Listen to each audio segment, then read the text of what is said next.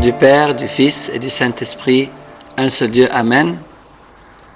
Chers spectateurs, j'aimerais répondre aujourd'hui à une question qui concerne les jeunes. Comment choisir son conjoint? Les décisions que nous prenons sont généralement la résultante de trois forces intérieures qui sont l'âme ou la voix de Dieu en nous, la raison qui étudie les faits avec calme, les sentiments ou les émotions qui nous animent en certaines situations. Une grave erreur serait d'inverser cette échelle. Il ne fait pas de doute que l'ordre cité plus haut est le bon. C'est Dieu qui contrôle notre pensée et c'est la pensée qui contrôle les sentiments. L'inversion des valeurs se produit lorsque ce sont les sentiments qui nous conduisent et réduisent la pensée et l'âme au silence. Les sentiments ne sont pas aptes à nous conduire.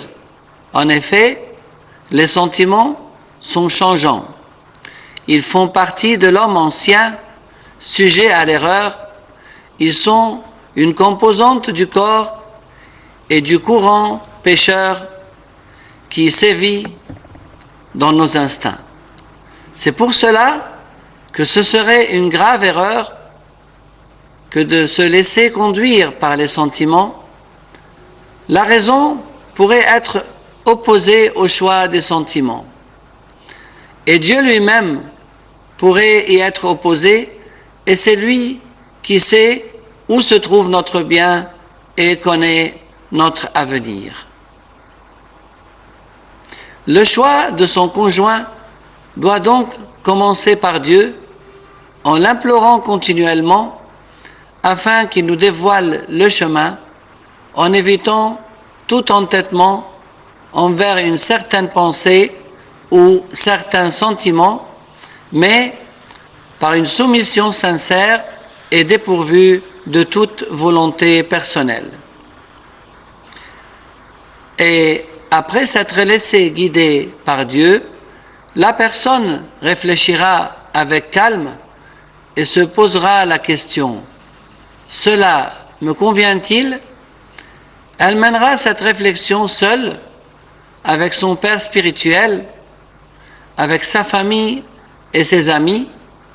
Nul doute que la réflexion à voix haute conduit à de bonnes décisions, si elle est accompagnée d'une soumission à Dieu et de l'invocation de son conseil et sa providence. Quant aux sentiments, point trop n'en faut, qu'ils soient mesurés et maîtrisés, plutôt qu'enflammés et incontrôlés, au point de masquer la voix de la raison, voire la voix de Dieu. L'amour chrétien est un amour divin qui a vocation à croître et qui est empreint de don de soi, de générosité et du souci de l'autre. C'est ainsi que les deux se rencontrent en Christ et que l'un devient deux et que les deux deviennent un par l'action du Saint-Esprit dans le Saint-Sacrement du mariage. Les buts du mariage chrétien. Le mariage est-il nécessaire pour la majorité? Et pourquoi? Nous voyons dans la religion chrétienne trois buts pour le mariage. La sainte union. Il n'est pas bon que l'homme soit seul. Je lui ferai une aide semblable à lui. Il s'agit d'une union d'amour pure et sainte en Christ, à l'image de l'union du Christ avec l'Église. L'association avec Dieu dans la création. Les époux sont associés à Dieu dans l'action de création, et c'est là une grande gloire pour l'homme. Ce ne sont pas des choses purement sensuelles, car elles renferment la mission de préserver le genre humain. Dieu a placé en l'homme la paternité et en la femme la maternité à son image afin de perpétuer la présence humaine sur terre et d'accroître le nombre de ses enfants qui jouissent de son amour. Le chemin du salut. Il vaut mieux se marier que de brûler. Cela signifie que le mariage est la voie du salut pour la majorité des hommes.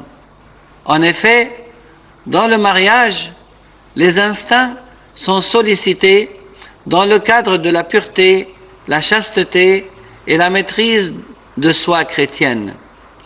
Quant aux autres à qui il a été donné, ils ont le sentiment que leur salut est dans la virginité afin d'être à Dieu de tout leur être, et ils sont appelés à cela.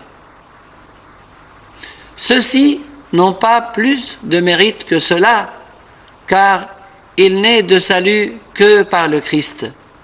Et si la virginité favorise l'élan spirituel et la prédication, elle demeure un appel particulier qui n'est pas voulu par l'homme et qui ne peut être simulé, mais que l'homme doit accepter de Dieu comme un don, et il doit lutter pour préserver ce don. Principes généraux pour le choix du conjoint. Le jeune chrétien doit respecter certains principes généraux importants dans le choix de son conjoint. Le côté spirituel, l'autre est-il proche du Christ? Suit-il son chemin? Est-il attiré par les choses spirituelles et uniquement par les choses du monde? Le côté matériel. Il est préférable que les conditions matérielles soient proches. Il existe une grande variété de comportements dans le mode de vie, la manière de s'habiller ou de loger, nécessitant des niveaux de revenus différents. Le côté socio-culturel. Il est également souhaitable que les conditions sociales et culturelles soient proches. L'environnement rural est différent de l'environnement urbain. Les goûts y sont différents et il est préférable que les deux parties aient des goûts sociaux et culturels proches. La beauté ne doit pas occuper une place trop importante car elle est éphémère et comme les fleurs des champs, elle ne tardera pas à disparaître. De plus, la beauté du corps est souvent source d'ennui et de fracas. Elle peut même être la cause de retard intellectuel, culturel ou spirituel dans la mesure où elle accapare toute l'attention de la personne, et gloire à Dieu éternellement. Amen.